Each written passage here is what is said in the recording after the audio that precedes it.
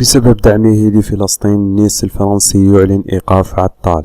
السلام عليكم ورحمة الله، مرحبا بكم إخوتي. لا تنسوا الاشتراك في القناة، تفعيل الجرس، لايك للفيديو للتوصل بكل جديد. قررت إدارة نادي نيس إيقاف اللاعب يوسف عطال إلى إشعار آخر، رغم اعتذاره عن المشهور الذي أبدى من خلاله تضامنه مع الشعب الفلسطيني. وقالت إدارة نيس في بيان لها على الصفحة الرسمية للنادي على فيسبوك: قرر النادي إيقاف يوسف عطال إلى إشعار آخر.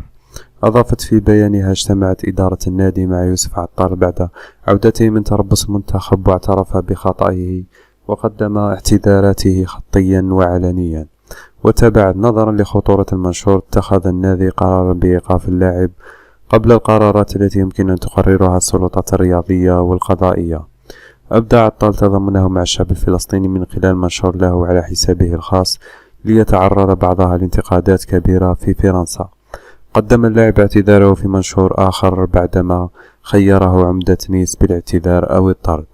ما تنسوش خوتي اشتركوا معنا في القناة، فعلوا الجرس، لايك للفيديو للتوصل بكل جديد. السلام عليكم ورحمة الله.